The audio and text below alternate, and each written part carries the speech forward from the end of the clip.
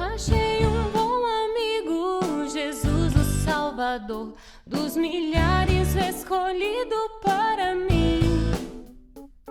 Ele é a luz do mundo, o forte mediador, que me purifica e guarda até o fim.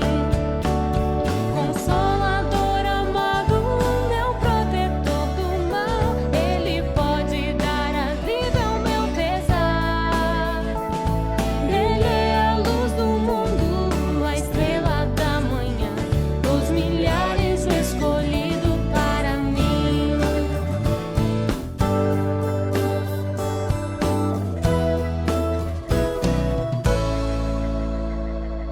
Levou minhas dores todas, as mágoas te entreguei. Nele tenho firme abrigo em tentação. Deixei por ele tudo, os ídolos queimei. Ele fez-me puro e santo coração. Que o mundo me abandone e persiga o tentador. Meu Jesus me guarda até da vida ao fim. Ele é a luz do mundo, a estrela da manhã, dos milhares o escolhido para mim.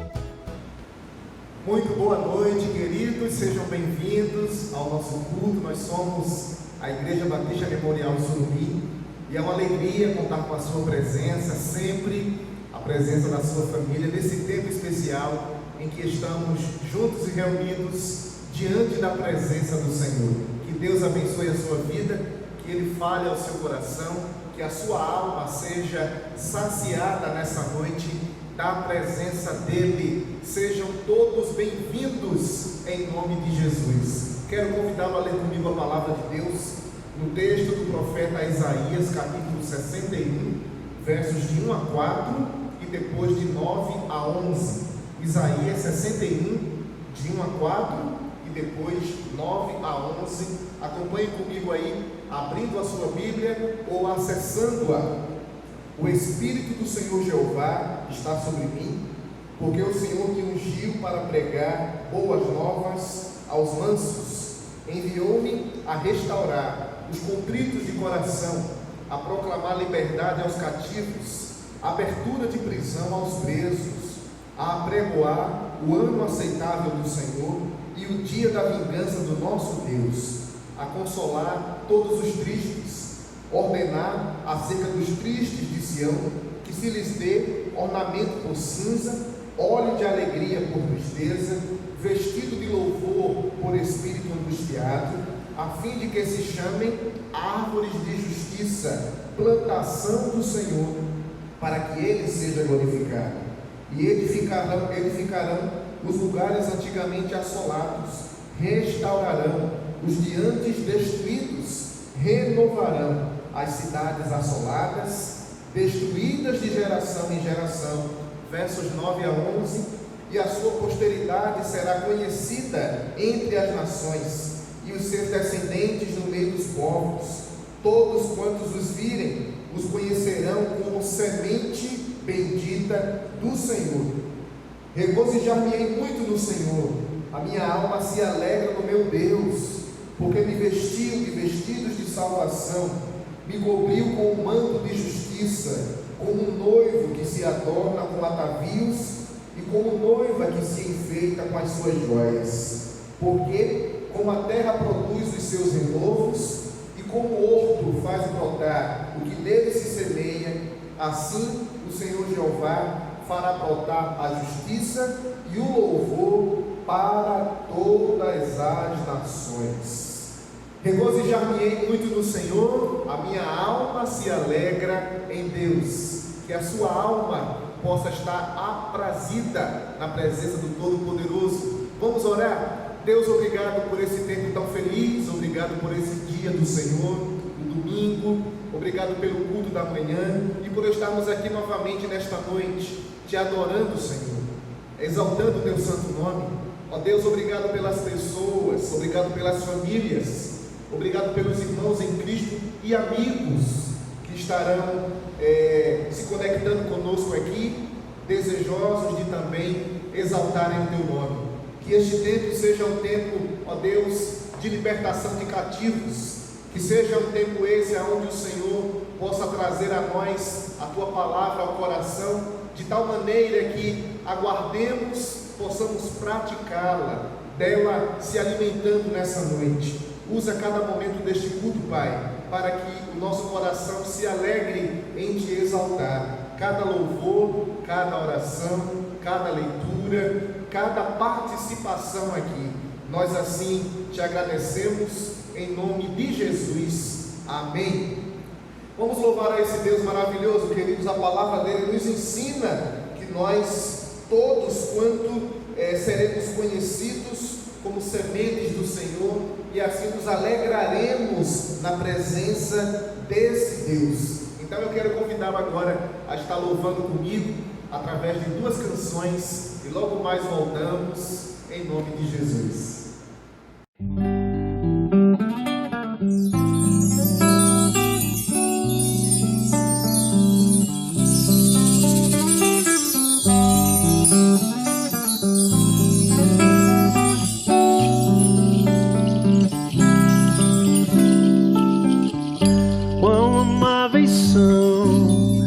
Teus tabernáculos, Senhor dos exércitos.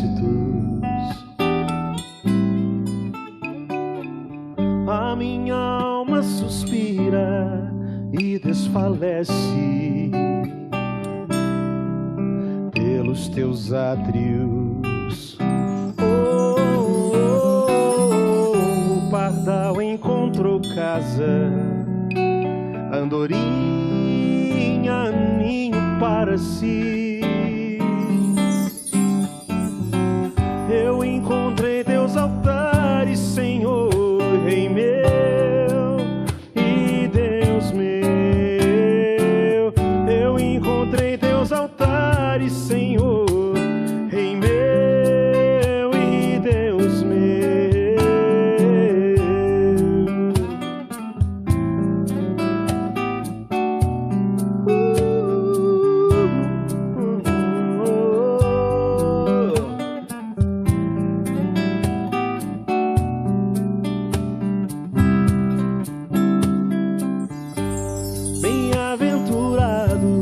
Aqueles que habitam em tua casa, pois um só dia, Senhor, nos teus átrios vale mais que 1000.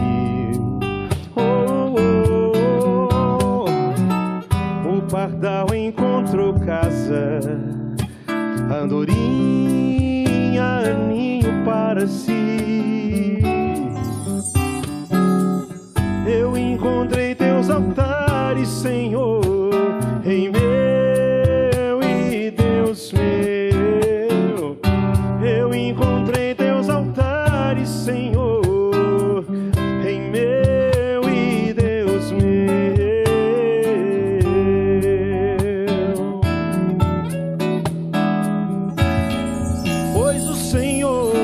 Sol, escudo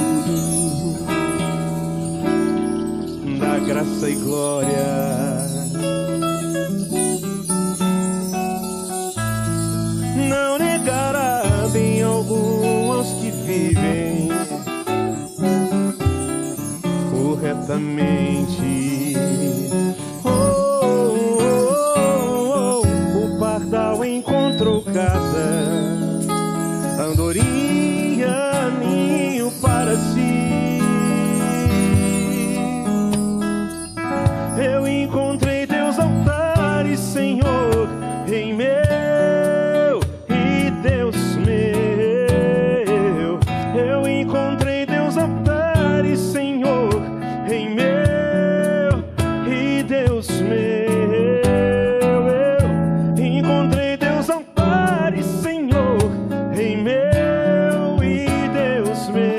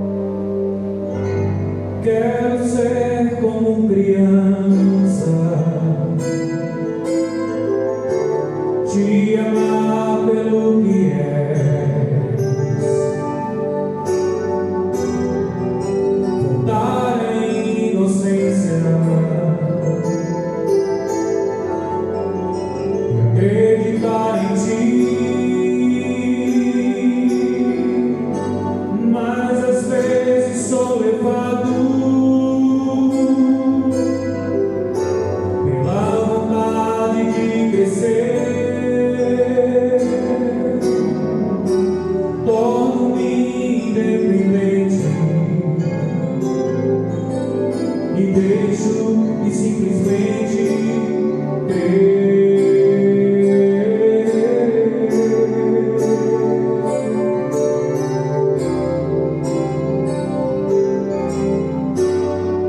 Não posso viver longe do teu amor, Senhor.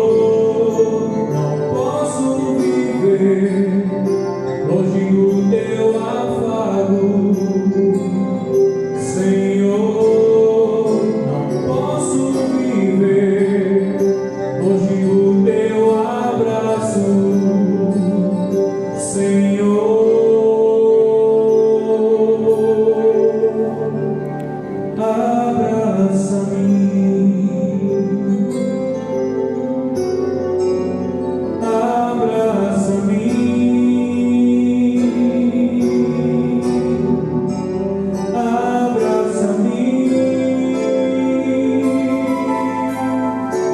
Nos teus braços de amor, abraça-me,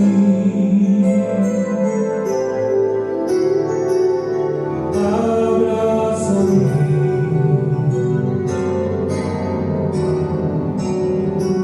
abraça-me, com os teus braços de amor.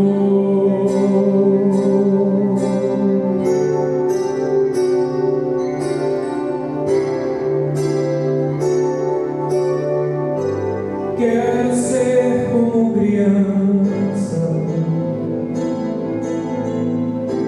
te amar pelo que és,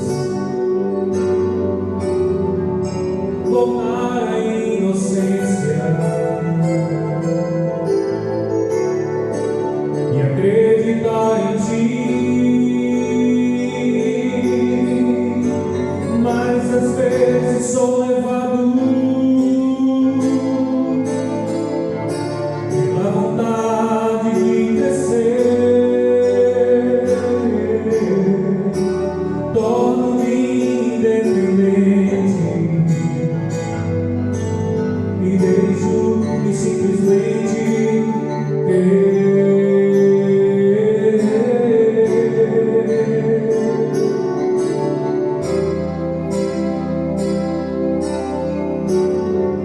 Não posso viver longe do teu amor, Senhor. Não posso viver longe do teu afago, Senhor. Não posso viver longe do teu abraço, Senhor.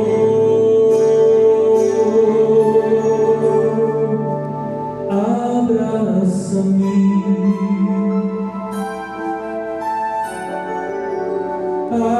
abraça-me,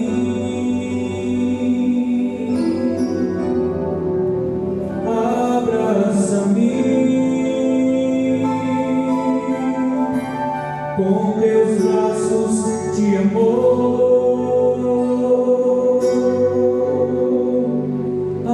Abraça-me,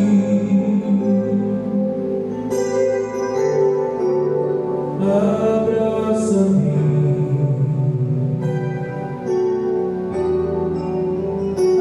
abraça-me, com os teus braços de amor.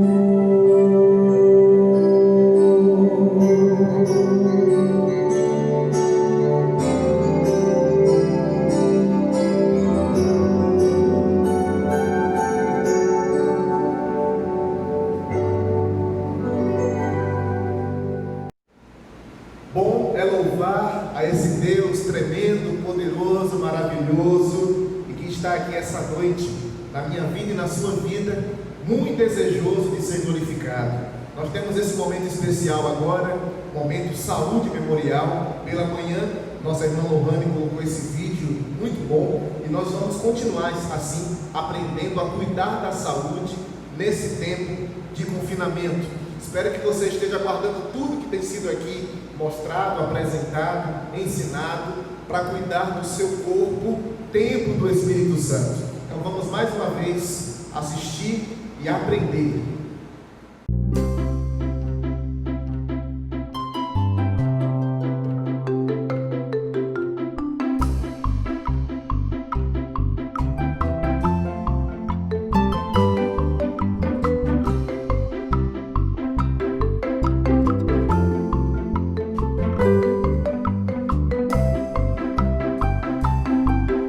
Respiração diafragmática. A técnica de respiração diafragmática parte do princípio de que a nossa respiração pode mudar nos momentos de maior ansiedade. Normalmente, quando estamos ansiosos, nossa tendência natural é respirar de uma forma mais rápida e superficial, utilizando principalmente a parte superior do tórax. Isso tende a ocasionar uma piora na ansiedade pela alteração da distribuição de oxigênio e gás carbônico no nosso sangue. Uma estratégia para reduzir a ansiedade consiste em controlar alguns pontos da nossa respiração, com um ritmo mais lento, sem hiperventilar. Número 1. O primeiro passo é se sentar de uma forma confortável ou se deitar. Coloque a mão sobre o tórax e a outra sobre o abdômen. Inicialmente, apenas observe a movimentação de suas mãos. Talvez você observe que a mão do tórax tem um movimento mais profundo. Tente, então, respirar de forma que movimente somente a mão no seu abdômen. 2. O segundo passo é controlar o ritmo da sua respiração. Inspire o ar por 3 segundos. Segure o ar por 3 segundos. Solte o ar em 3 segundos, para somente iniciar a próxima inspiração em 3 segundos. Mantenha esse ritmo da respiração. 3. O último passo é alinhar a respiração utilizando o abdômen, controlando o ritmo da respiração e também puxando o ar pelo nariz e soltando o ar pela boca. Talvez você sinta algum desconforto em primeiro momento com esses exercícios. Se você sentir tonto ou mais ansioso, intercale com períodos de respiração normal até se acostumar. Existe um período de adaptação e o desconforto tende a passar. O último ponto é em relação à frequência do exercício. Faça a respiração por cerca de 3 minutos, 3 vezes no seu dia a dia. Assim você pode ter redução da ansiedade. Você passa também a ter o domínio dessa técnica e, quando você tiver um momento de maior ansiedade, também pode usar essa ferramenta como uma forma de controlar as crises de pânico.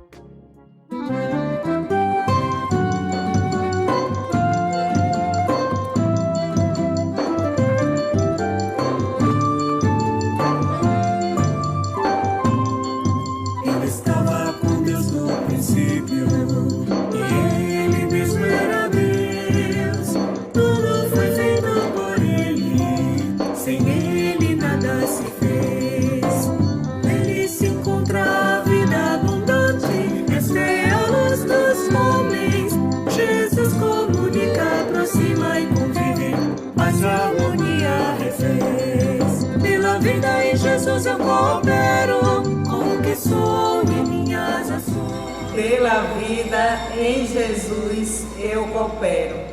Boa noite, irmãos. Estamos aqui mais uma vez para fazer o nosso momento missionário. Estamos aí quase para finalizar a campanha de missões estaduais 2020 e queremos trazer para vocês algumas informações, passar o que tem acontecido no campo missionário, durante esse período de campanha, e que a gente possa estar se mobilizando a estar cooperando com Cristo na evangelização.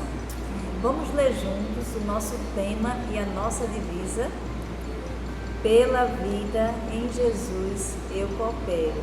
A nossa divisa está em João 1, versos de 2 a 4. Ele estava com Deus no princípio. Todas as coisas foram feitas por intermédio dele.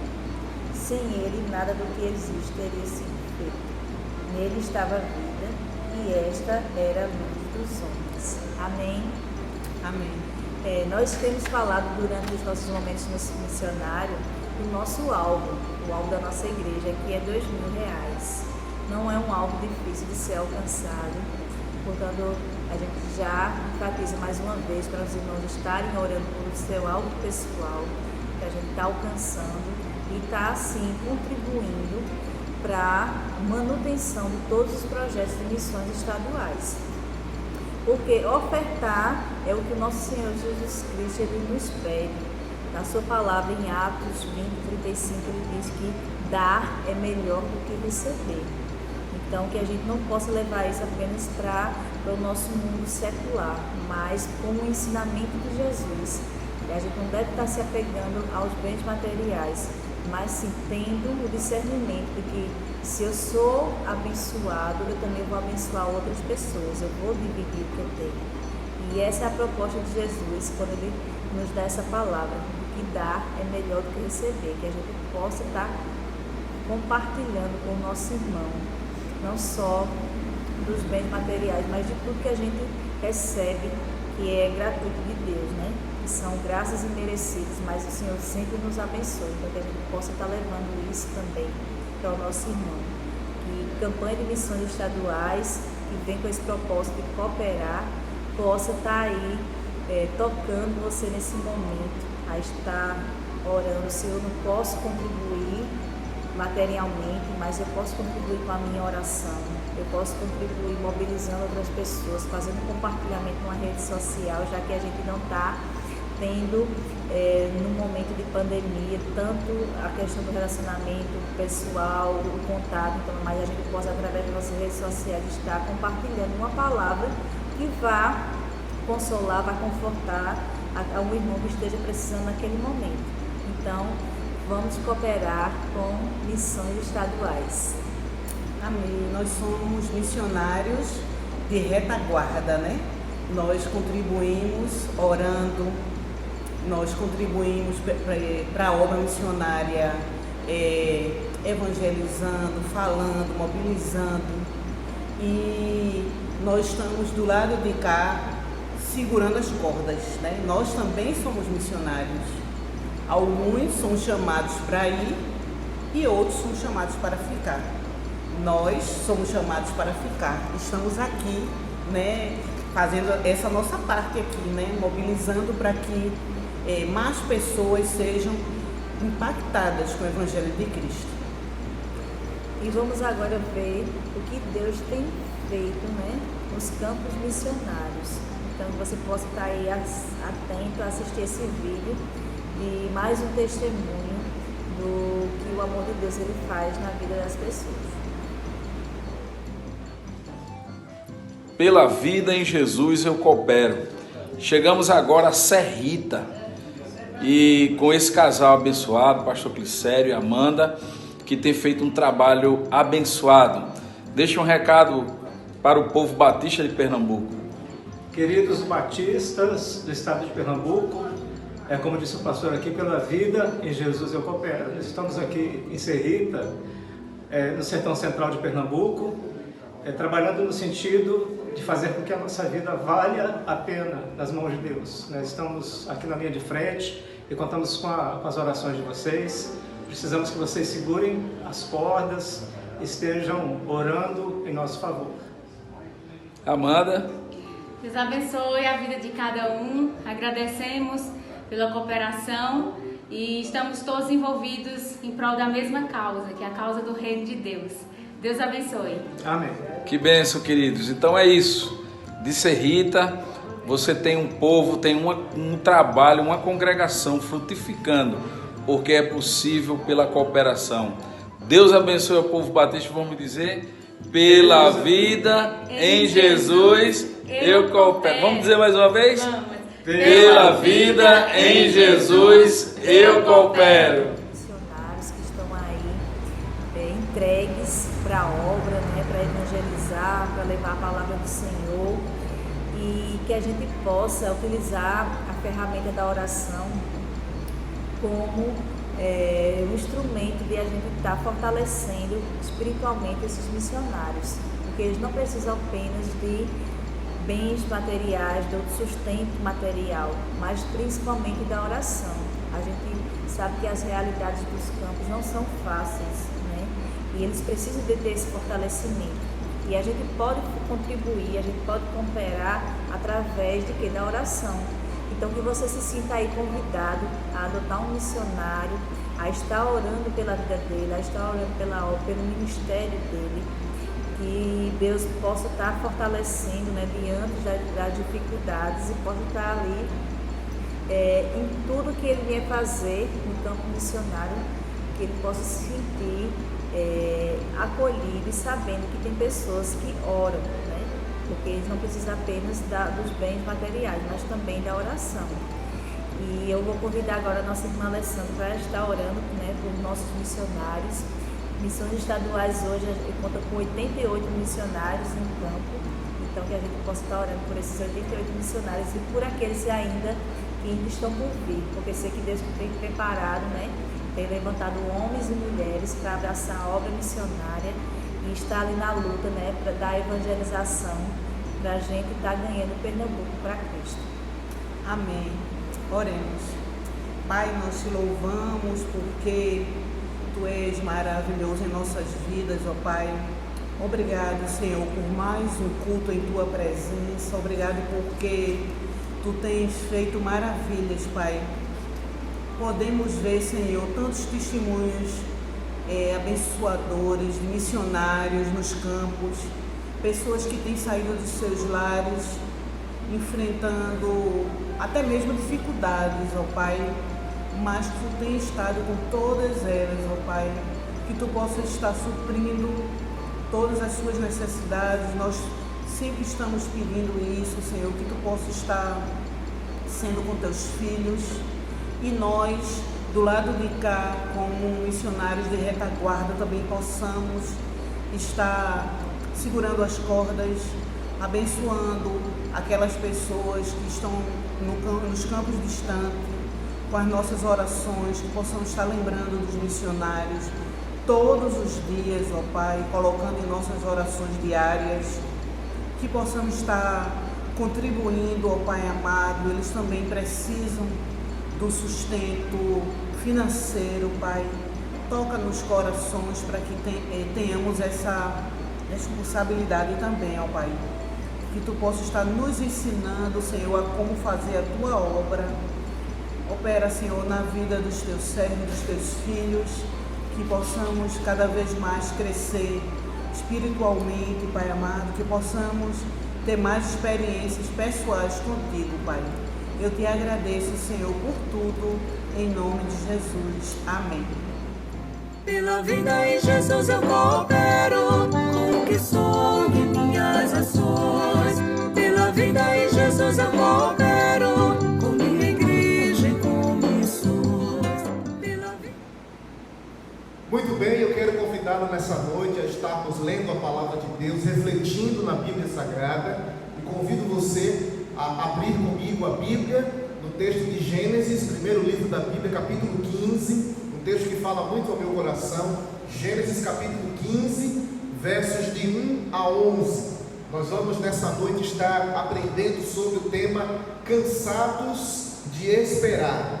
É bem possível que nessa noite você esteja atravessando um tempo desse, um tempo de espera, né, na sua vida, esperar por algo que há de se concretizar, algo que de repente represente uma promessa do Senhor falada ao seu coração, esperar por um milagre, por uma resposta, algo que Deus de repente ministrou ao seu coração, mas ainda você não experimentou como realidade na sua vida, e aí você está nesse tempo de espera. Por conta dessa demora, enquanto as coisas vão se prolongando, não é? As horas se transformando em dias, os dias em semanas, semanas em meses, meses em anos, você vai estando cansado, as inquietações vão aumentando no seu coração, e aí você chegou a esse momento de estar realmente cansado de esperar. Esse texto nos traz algumas orientações precisas se estamos passando por essa experiência. Gênesis capítulo 15, versos de 1 a 11, a palavra de Deus diz assim: depois dessas coisas, veio a palavra do Senhor a Abrão em visão, dizendo: não temas, Abrão, eu sou o teu escudo, o teu grandíssimo galardão. Então disse Abrão: Senhor Deus, que me has de dar, pois eu ando sem filhos, e o mordomo da minha casa é o Damasceno Eliezer. Disse mais Abrão: eis que não me tens dado filhos, e eis que um nascido da minha casa será o meu herdeiro. Então veio a palavra do Senhor a ele, dizendo: este não será o teu herdeiro, mas aquele que das tuas entranhas sair, este será o teu herdeiro. Então Deus o levou para fora e disse: olha agora para os céus, conta as estrelas, se as podes contar. E disse-lhe: assim será também a tua descendência. E creu Abraão no Senhor, imputou-lhe isto por justiça. Disse-lhe mais o Senhor: eu sou o Senhor, aquele que te tirou de Ur dos Caldeus, para te dar esta terra, para herdá-la. E disse ele: Senhor Deus, como saberei que hei de herdá-la? E disse-lhe o Senhor: toma-me uma bezerra de 3 anos, e uma cabra de 3 anos, e um carneiro de 3 anos, e uma rolinha, e um pombinho.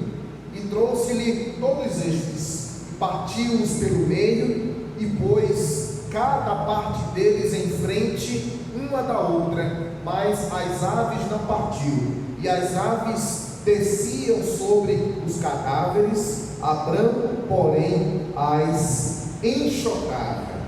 Ó Deus, obrigado pela tua palavra linda nessa noite. Ministra ao nosso coração a tua verdade, a tua vontade, em nome de Jesus. Amém. Essa história que nós lemos aqui de Gênesis, como eu já falei, ministra muito ao meu coração, porque ela vai falar sobre esse tempo na vida de Abraão, em que ele está cansado de esperar. A partir do capítulo 12, lá atrás, a Bíblia diz que o Senhor havia dado uma promessa a Abraão. Deus disse que ele teria herdeiros, uma descendência numerosa que formaria uma grande nação.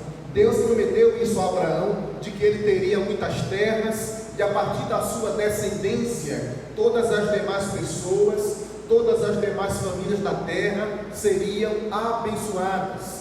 Logo depois do capítulo seguinte, capítulo 13 de Gênesis, Deus fala novamente a Abraão, como que confirmando essa promessa a ele, lhe revelando que a sua descendência seria a maior, assim como o pó da terra. E Abraão havia recebido essa promessa no seu coração, promessa do Senhor para ele, promessa do Senhor para a sua família. Ele creu nessa promessa. Só que na medida que o tempo passava, parece que nada daquilo que Deus havia falado ao seu coração acontecia. Na medida que o tempo passava, essas promessas não se cumpriam na sua vida, esse tempo de cumprimento não chegava. E agora estamos no capítulo 15. Abraão já está avançado em idade, ele já é um velho, um ancião, e achando que não mais poderia ter filhos, o coração começa a ficar inquieto. Abraão está nesse momento cansado de esperar.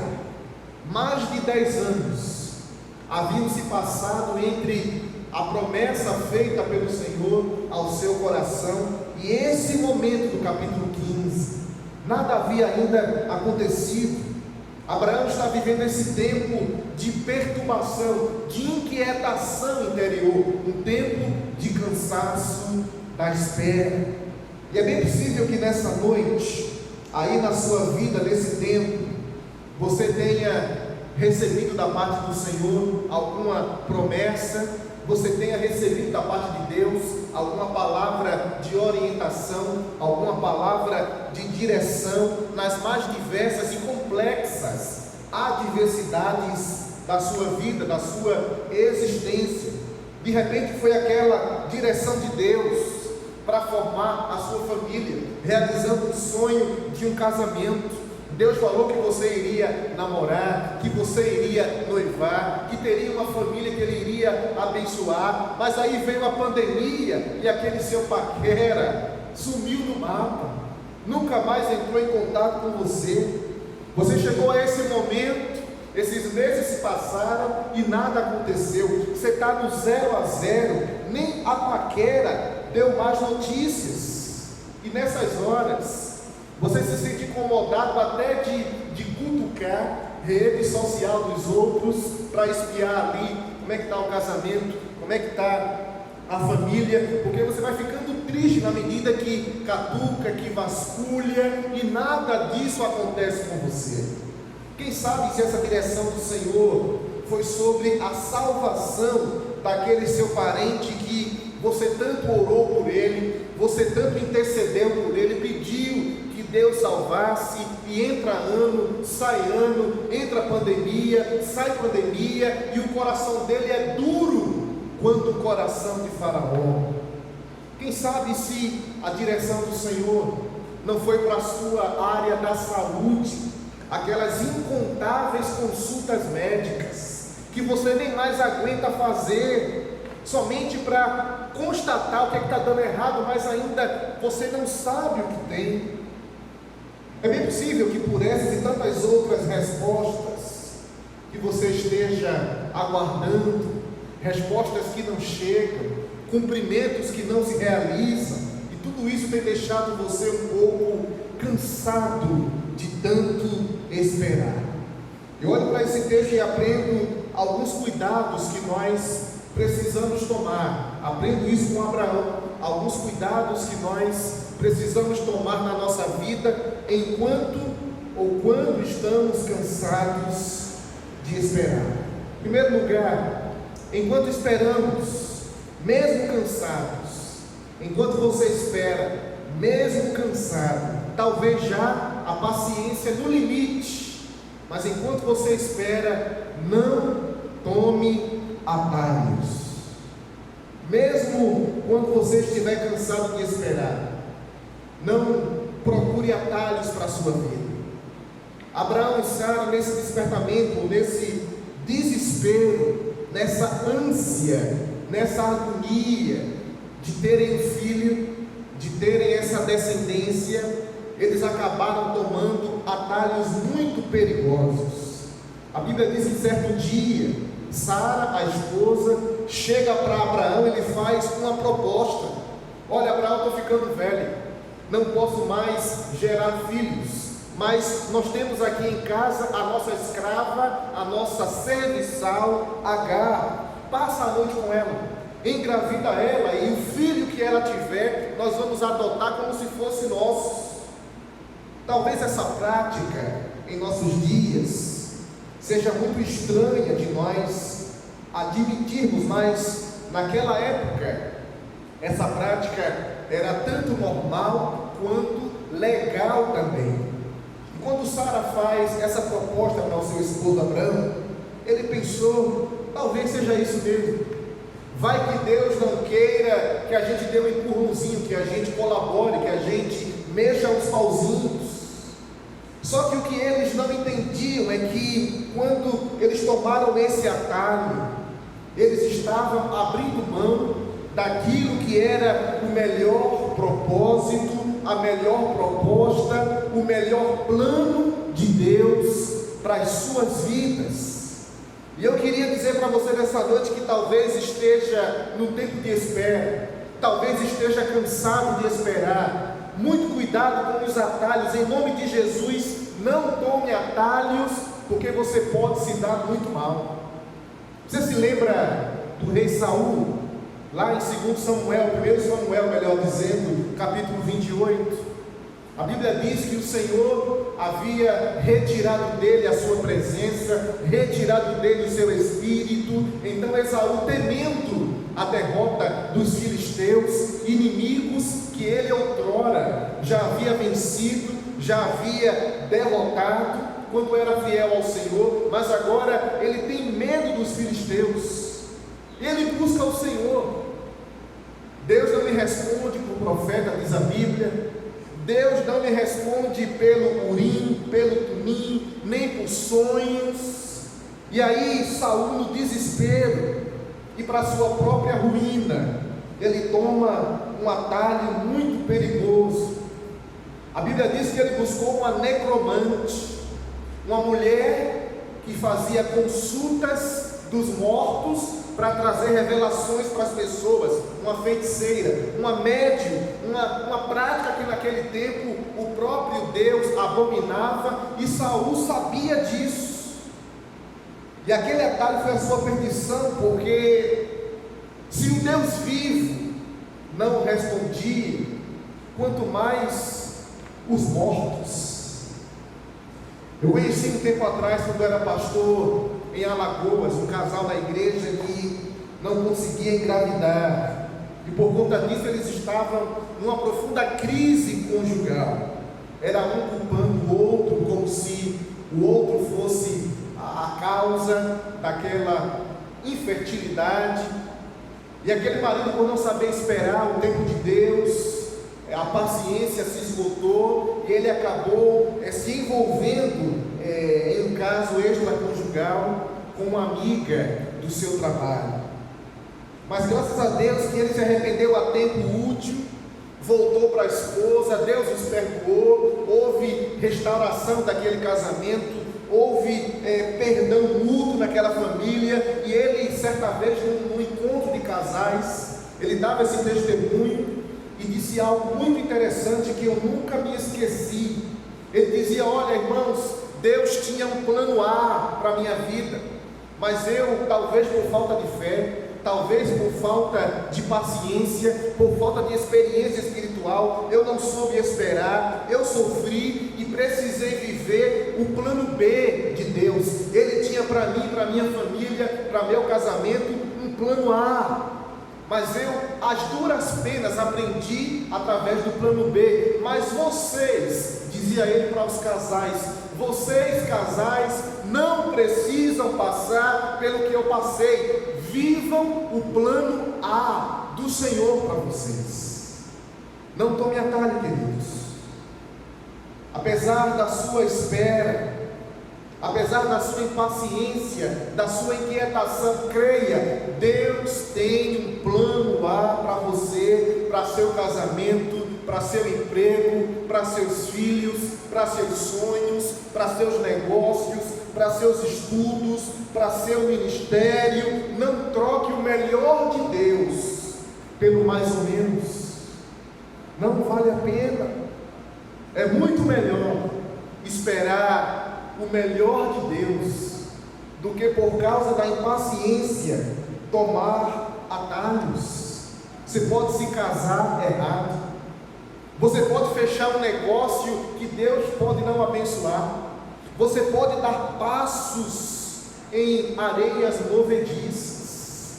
Enquanto você espera, não tome atalhos.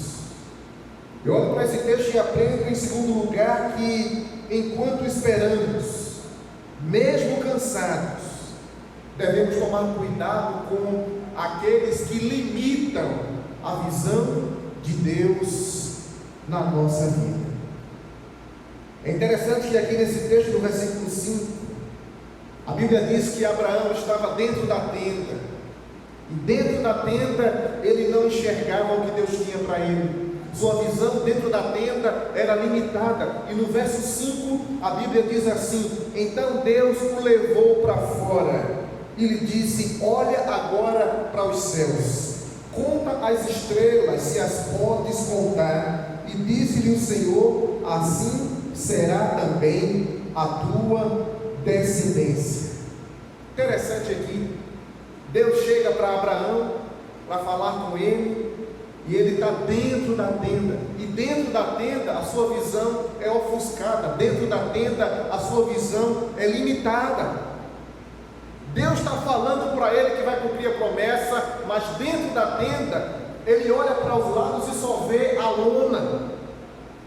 Deus está dizendo para ele que ele seria pai de uma numerosa nação, mas ele olha para o teto dentro da tenda e só enxerga a lona, olha para baixo, só enxerga a lona. E para Deus restaurar a visão de Abraão, o que é que Deus faz? Tira ele de onde sua visão estava limitada.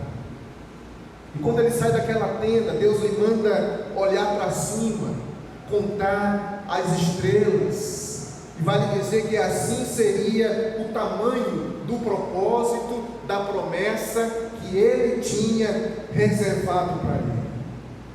Sabe, irmãos, às vezes nós estamos dentro de lugares ou perto de pessoas que podem estar limitando a visão do que Deus tem para a nossa vida. Deus às vezes chega com um plano, Deus às vezes chega com o seu melhor para nós, Deus às vezes chega com a sua vontade soberana, tudo já está pronto na sua palavra, na orientação que Ele dá, naquilo que é a sua promessa, na sua intervenção, mas a gente não consegue enxergar, a gente não consegue perceber, porque nós estamos limitados dentro das nossas tendas. Situações que ofuscam o que Deus tem para nós. Nós não conseguimos enxergar que Deus está agindo, que Deus está no controle, que Deus está intervindo na nossa história, e começamos a pensar que nada está acontecendo, que nada vai se cumprir, que Deus nunca vai chegar, que o Senhor está contra nós, e começamos a duvidar. Isso é muito perigoso, irmãos. Eu posso me lembrar daquele homem paralítico de Betesda, em João capítulo 5. A Bíblia diz que Jesus chega no meio daquela multidão, naquele tanque, e estava ali aquele homem enfermo há 38 anos. Jesus, sabendo da sua situação, do tempo da sua espera, o pergunta: você quer ser curado? Era só ele dizer: sim, Senhor, eu quero ser curado. Pois bem, esse homem consegue tornar tudo mais difícil. Era só dizer: sim, eu quero ser curado. Mas a Bíblia diz que ele responde: eu não tenho ninguém aqui para me ajudar. Enquanto eu vou, chega um na minha frente e desce lá antes de mim. Esse homem conseguiu tornar o fácil difícil. Esse homem conseguiu complicar tudo. Sabe por quê? Porque ele estava dentro de uma tenda. Ele estava, apesar de livre, do lado de Jesus, estava com os olhos na piscina, estava com os olhos no tanque, e não com os olhos no Senhor, não com os olhos em Deus. Irmãos, às vezes, da mesma forma, Deus chega até nós, eu creio nisso, assim como chegou para este homem, mas nós temos a habilidade de às vezes complicar as coisas. Eu e você somos pós-graduados em às vezes tornar tudo mais difícil, porque mesmo o Senhor do nosso lado, mesmo o Senhor nos dirigindo a palavra, mesmo nos fazendo promessas, nós estamos dentro de tendas. E são essas tendas que nos impedem de perceber, de senti-lo, como no momento desse que estamos passando, mundialmente falando. Deus às vezes chega para nós e diz: olha, Luciano, eu quero abençoar você, eu tenho vitória para você, eu tenho promessas nesse negócio embaralhado na sua vida, eu quero resolver essa complicação, eu tenho respostas, eu tenho aquilo para você que você jamais imaginou, mas para você entender, para você desfrutar, você precisa, Luciano, sair de dentro desta tenda. Essa tenda limita seus olhos. Sair da tenda significa exatamente isso: afastar-se de tudo aquilo que ofusca, afastar-se de tudo aquilo que limita, tudo aquilo que compromete a nossa percepção de Deus, a nossa visão do seu agir, a nossa visão do seu controle, a nossa visão do seu poder, a nossa visão da sua interferência soberana na nossa história. Sair da tenda é isso: afastar-se de determinado lugar, determinada pessoa, determinado vício, determinado relacionamento, determinada prática, determinado programa, determinado costume, determinado sentimento que compromete a nossa percepção de Deus. Há uma história de 3 homens que estavam participando de uma construção, eram 3 pedreiros. E certa vez o homem perguntou para o primeiro: o que você está fazendo aí? E o primeiro olhou e falou: estou aqui simplesmente assentando tijolos. Perguntou para o segundo: e você, o que está fazendo nessa obra? Eu estou aqui traçando massa. E perguntou para o terceiro: o que você está fazendo? Eu estou construindo a história de uma grande catedral. Eu sou parte dessa história. Visão de fora da tenda. É quando saímos da tenda que nós conseguimos perceber que através de nós Deus está fazendo coisas grandes, Deus está fazendo coisas tremendas através de nós ou em nós, coisas profundas para marcar as nossas histórias e as histórias das pessoas em nossa volta. Meu irmão, saia dessa tenda. Deus quer ampliar a sua visão, Deus quer que você sinta a sua presença, Deus quer que você saiba que Ele tem planos para você, Deus quer que você entenda que Ele está no controle, Ele quer que você saiba que Ele é soberano, que no final o nome dEle será glorificado na sua vida. Em último lugar, irmãos, enquanto esperamos, mesmo cansados, nós podemos pedir sinais específicos a Deus acerca da sua vontade para nós. Isso é muito importante. Enquanto esperamos, mesmo cansados, podemos pedir ao Senhor sinais específicos da sua vontade para a nossa vida. Abraão aqui está numa crise de fé. Deus lhe disse que lhe daria filhos, Deus lhe disse que lhe daria uma descendência, Deus lhe prometeu muitas terras, mas nada disso ele estava enxergando. E quando Deus lhe aparece aqui no capítulo 15, nos versos 7 e 8, a Bíblia diz assim: disse-lhe mais Deus: eu sou o Senhor, eu te tirei de Ur dos Caldeus para te dar esta terra para você herdar. E depois Abraão disse para Deus: Senhor, como eu vou saber que eu hei de herdar essa terra? Em outras palavras, Senhor, me dá um sinal, Senhor, me dá uma revelação específica aqui, para que eu entenda que realmente é o Senhor.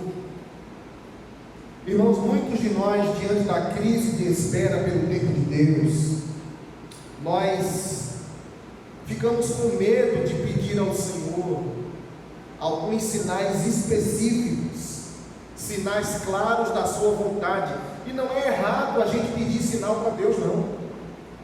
Não é pecado pedir sinal para Deus. Deus não fica zangado com a gente, Deus não fica chateado quando pedimos a Ele sinal. Agora, nós precisamos entender que esse sinal, essa confirmação específica do Senhor, ela vem acompanhada de outras partes, de um todo de Deus. Esse sinal, essa confirmação, ela não vem isolada e só deve ser pedida a Deus no final do processo e não no começo. É assim que a Bíblia nos ensina. A ordem de Deus é essa para confirmar com um sinal. Primeiro, Deus sempre revela a sua vontade para nós na sua palavra. Primeiro Ele fala o que vai fazer na palavra, no texto sagrado. Ele revela na Bíblia. Depois Ele fala ao coração. Quando oramos, Ele confirma. Deus ele usa depois o bom senso, a nossa capacidade de racionalizar, o nosso raciocínio, a nossa mente. Depois Ele usa as circunstâncias em nossa volta. É um conjunto, irmãos. Deus ele usa depois conselhos de pessoas sábias para confirmar sua vontade na nossa vida. E em último lugar, se for preciso, aí sim, uma confirmação através de um sinal. Então, o pedido pelo sinal, o pedido pela confirmação de Deus através de um sinal, vem sempre em último lugar. É como se fosse o acabamento da obra. Se fosse de repente um bolo preparado, seria a cereja do bolo, a última parte.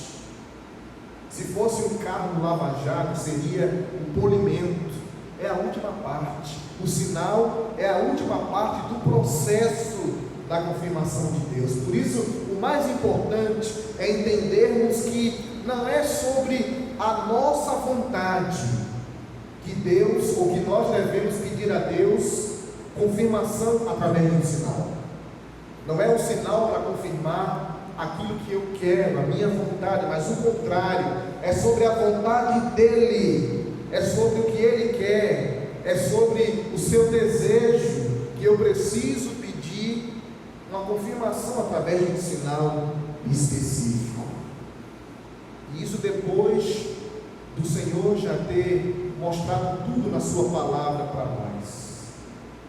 A Bíblia diz aqui, irmãos, que Deus já havia feito a promessa para Abraão, lá atrás, no capítulo 12, e só agora, no capítulo 15, ele pede um sinal da vontade do Senhor. Mas é primeiro Deus quem fala lá atrás, primeiro é Deus quem promete, primeiro é Deus quem revela a sua vontade, e só depois ele pede o sinal acerca daquilo que Deus já falou, e não sobre aquilo que ele quer.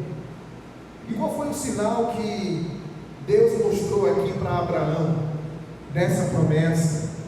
Nos versos 9 e 10 de Gênesis 15, a Bíblia diz que Deus manda Abraão pegar alguns animais, cortá-los no meio, colocar cada pedaço de frente para o outro, como que abrindo ali um corredor com essas partes destes animais. Esse era o tipo de acordo daquela cultura, daquela época, um acordo chamado aliança de corte, ou seja, duas pessoas, quando entravam em um acordo, naquela cultura, quando acertavam algo, quando fechavam o negócio, elas partiam animais, colocavam essas partes em fileiras e passavam juntas dessas partes, dizendo que isso aconteça comigo se eu não cumprir minha parte. Isso o quê? O animal morto.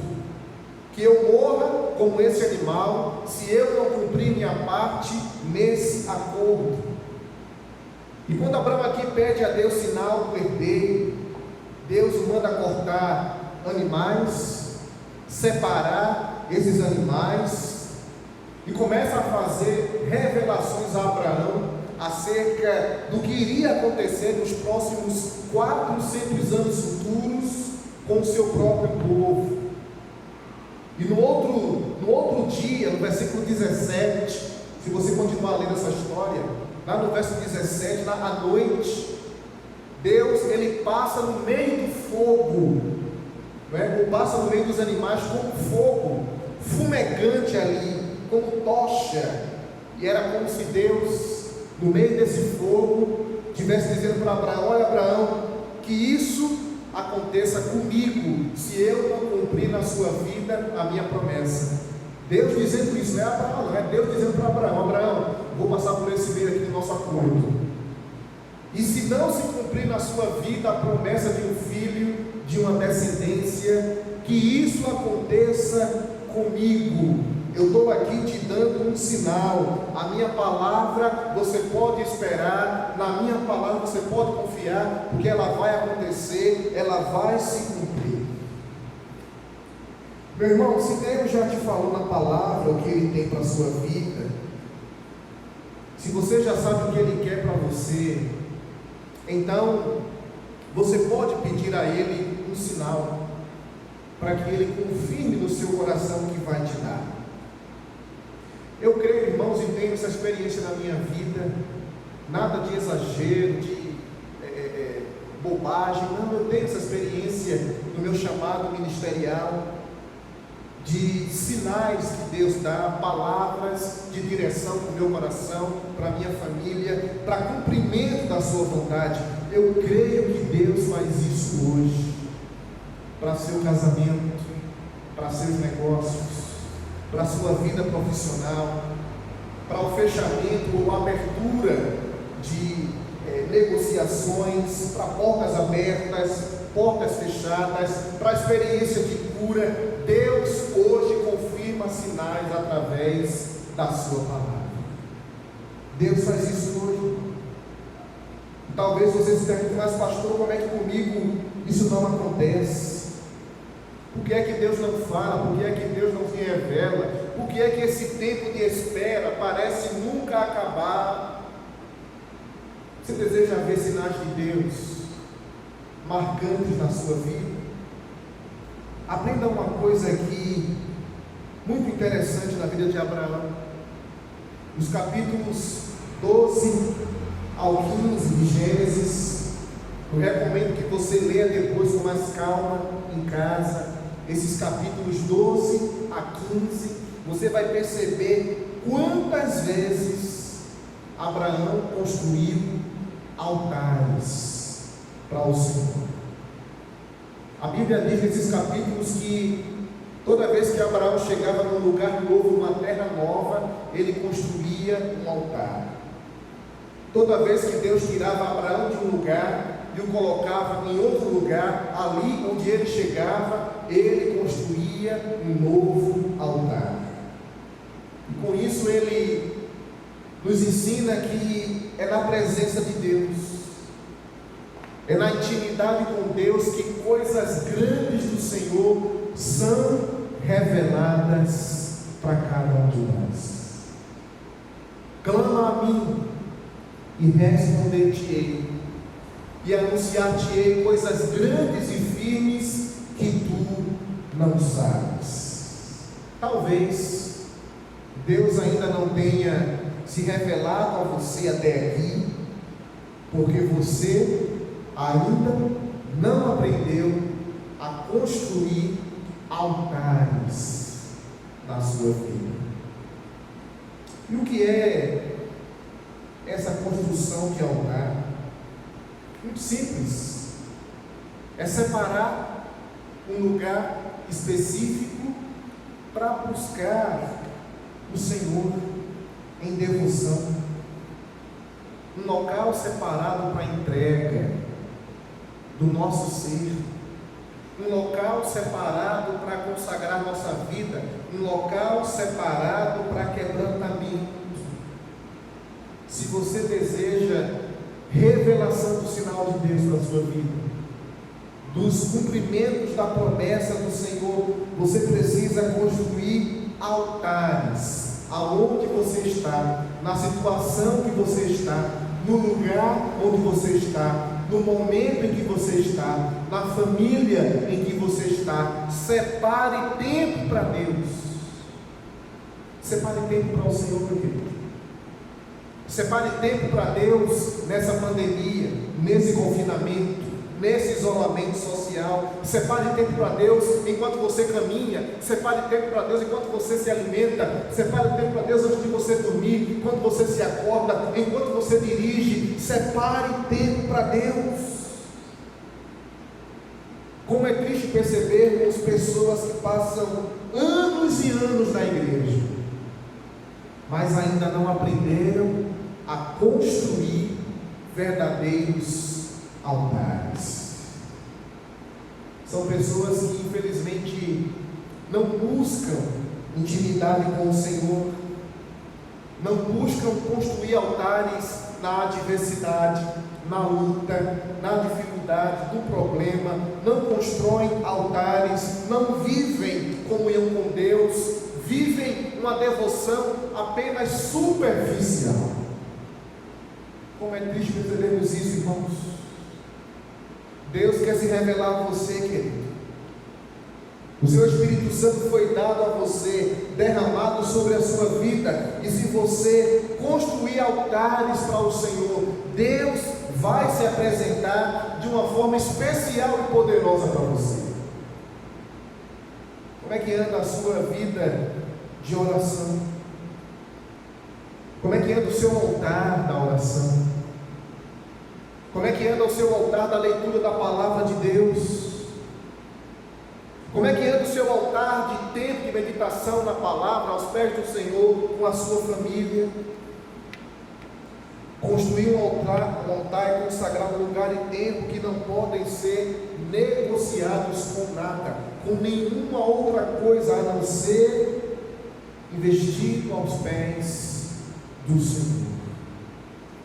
Usa esse tempo que Ele tem te dado para construir altares. Usa esse tempo em casa, a mais que você está. Usa esse tempo de sombra para construir altares. Eu tenho aprendido, irmãos, e aqui quero terminar minha palavra, que enquanto nós não decidirmos construir altares na nossa vida, nós não vamos suportar o tempo da espera. Enquanto não construirmos altares na nossa vida, nós vamos nos cansar de esperar, vamos tomar decisões precipitadas, vamos buscar atalhos e ficar limitados a uma visão dentro da terra. Eu quero orar por você nesse tempo. Quero apresentar a sua vida, a sua decisão diante do Senhor. Nós vamos estar louvando a Deus nesse momento e voltaremos para essa oração em favor da sua decisão, em favor da sua vida, em nome de Jesus. Vamos louvar a Deus uma vez mais.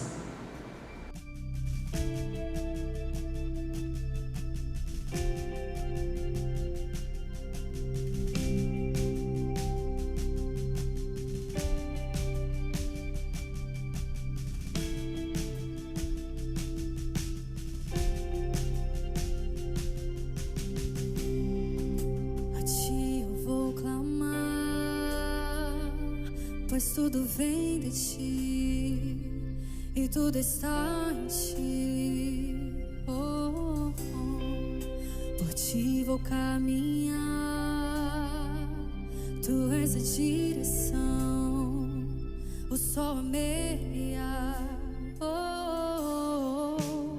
Tudo pode passar, teu amor jamais me deixará. Sempre há de existir um novo amanhã preparado pra mim.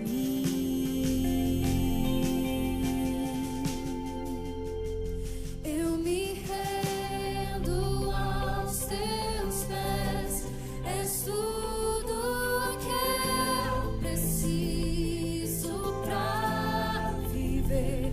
Eu me lanço aos teus braços, onde encontro meu refúgio.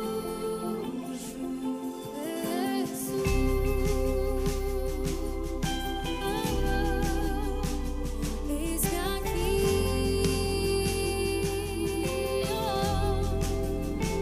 Jesus.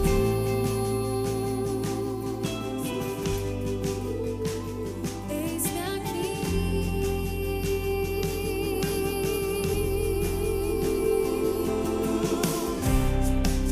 A ti eu vou clamar, pois tudo vem de ti e tudo está em ti. Oh, oh. Por ti vou caminhar, tu és a direção, o sol a meia. Tudo pode passar, teu amor jamais me deixará. Sempre há de existir um novo amanhã preparado pra mim. Oh,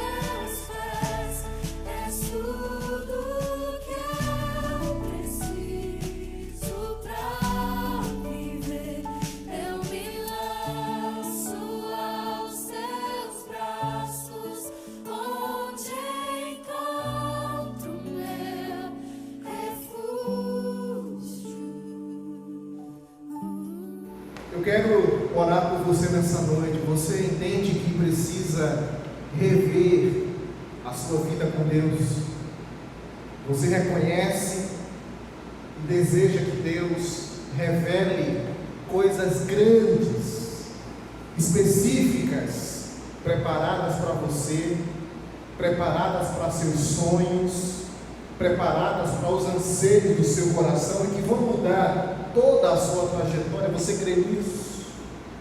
Deus pode e quer mudar a tua vida, mas para tanto é preciso construir altares para estar com Ele.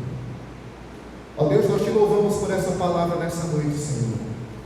Te louvamos por esse culto, te louvamos pelos louvores e por esse momento onde eu creio no meu coração que vidas que oram comigo agora em tantos lugares estão assumindo posturas de verdadeiros cristãos nessa luta que estão travando.